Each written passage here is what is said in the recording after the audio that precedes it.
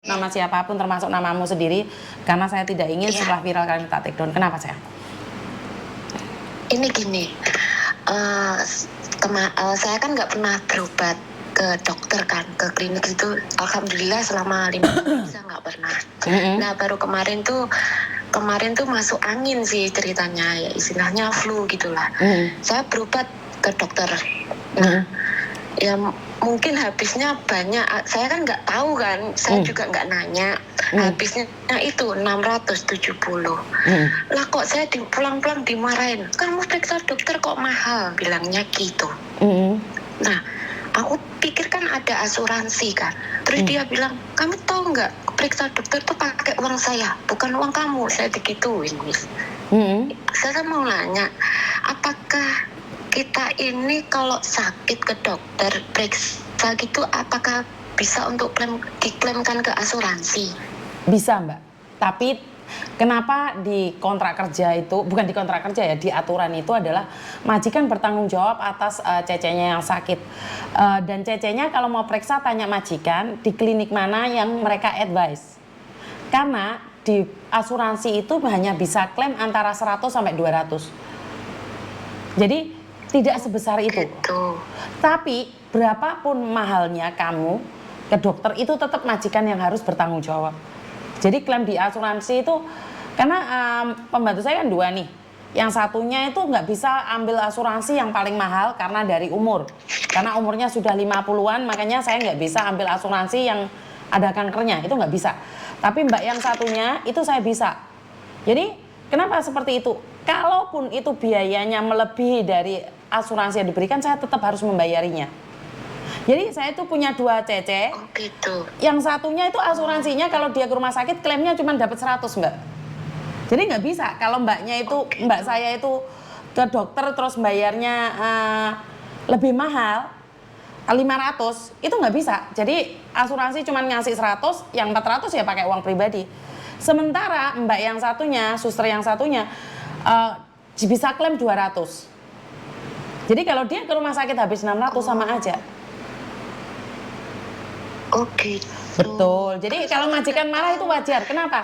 Karena mungkin kamu tidak komunikasi dengan majikan di mana dan kemana. Harus kan, harus ngomong. Ngomong di bawah gitu aja, di bawah. Memang kan di flat saya kan ada 3 klinik. Tapi majikan nggak nganter kan, cuma bilang di bawah, dia nggak ngasih tahu di klinik mana, memang dia nggak ngasih tahu. Dan memang saya salah, saya nggak nelpon beliau gitu. Nah, itu harusnya konfirmasi dulu. Rumah itu langsung ngasih surat klaim-klaiman itu. Memang saya dikasih duit, udah kamu periksa aja sendiri gitu. Tapi saya kan nggak dikasih tahu, dan saya tuh nggak pernah periksa gitu loh. Disuruh periksa dari dulu tuh memang saya tuh nggak pernah mau gitu. Nah baru kali ini saya tuh mau gitu. Kok terus saya dimarahin digituin. Terus kemarin tuh ya dia etikat baik sih nanya, gimana, udah sembuh belum gitu. Saya bilang udah mendingan. Kamu jangan makan makanan yang nggak sehat gitu ininya. Kalau kamu sakit, aku nggak punya duit untuk biayai kamu. Bilangnya kayak gitu.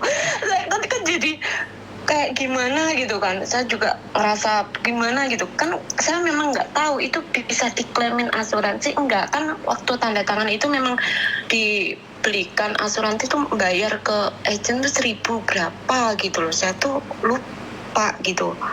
Iya. Apakah ini bisa untuk klaim-klaiman atau enggak? Makanya saya tuh nanya itu, pengen tahu itu gitu. Ya makasih Miss, jawabannya sekarang. Sudah paham ya? Iya. Jadi artinya adalah kemarin tuh agak gimana? Iya, kan rada nggak ikhlas lu kan, kamu ada asuransi nggak kayak gitu konteksnya. Jadi saya punya dua mbak, 2 suster itu. Jadi yang satunya itu karena umurnya 50 tidak bisa ambil yang paling mahal, karena saya kebetulan mbak saya 2 itu beda mbak. Yang satunya hampir 2.500, yang satunya cuma 1.500. Bukan karena kita tidak membelikan yang terbaik. Kenapa? Beli asuransi itu bukan karena saya menginginkan mbak saya sakit ya, enggak ya. Jadi saya ingin mbak saya itu sehat, suster saya itu sehat. Kenapa? Kalau dia sakit pun ada asuransinya yang bisa mengcover. Itu tujuan awal saya. Jadi saya kadang-kadang heran ada majikan yang nggak mau beliin asuransi atau bahkan membelikan asuransi yang murah saja. Karena Mereka berpikir iya kalau cecenya, mbaknya, susternya itu sampai selesai 2 tahun. Kalau enggak, jadi mereka merasa rugi. Tapi kalau saya pribadi saya nggak rugi. Kalau suster saya, mbak saya itu ada yang sakit itu enak.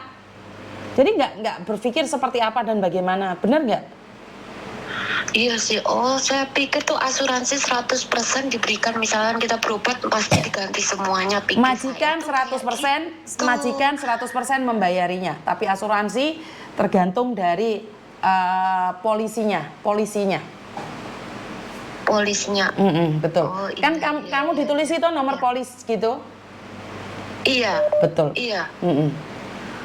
Jadi terima kasih ya Miss ya, sekarang saya ngerti. Iya, terima kasih Miss, selamat malam ya Miss. Selamat malam juga, terima kasih saya. Terima kasih. Sama-sama. Oke, ini adalah sesuatu yang sebenarnya sepele, yang sangat kecil, tapi jarang diketahui oleh banyak orang tentang klaim asuransi. Karena kebetulan saya katakan bahwa saya adalah salah satu staff agent dulu, jadi saya tahu, bahkan saya juga mengurusi asuransi, bahkan klaim asuransi. Jadi karena dulu saya bekerja di salah satu agent kecil, jadi semua masalah itu saya bisa belajar. Jadi bagaimana caranya klaim, karena majikan dulu zaman dahulu kan tidak tahu klaim asuransi nih. Kenapa saya katakan, loh ini gini loh, ini anak masuk rumah sakit kok cuman dikembalikan 200, loh satunya kok cuman dikembalikan 100. Akhirnya saya nanyakan sama asuransi, lah mereka itu polisinya itu seperti apa? Polisi, jadi bukan Pak Polisi ya, tapi nomor polisnya dia itu berapa? Oh dicek, oh ini kan dia punya data seperti ini, punya data seperti itu. Jadi beda-beda ya Mbak ya. Jadi banyak sekali yang menanyakan tentang klaim asuransi itu kenapa kok tidak full 100%, tergantung. Tapi majikan bertanggung jawab atas pembayaran asuransi itu secara full, secara 100%. Jadi 100% itu harus dibayar.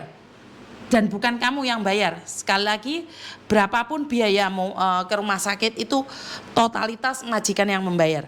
Jadi kalau majikan ada yang beli asuransi tidak ada kankernya, tapi kamu kanker, akhirnya kan majikan bayar mahal. Ya itu memang majikan yang harus berisiko membayarnya.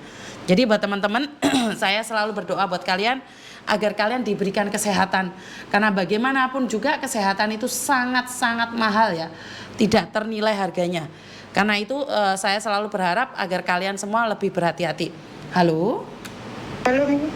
Halo. Oke, selamat malam.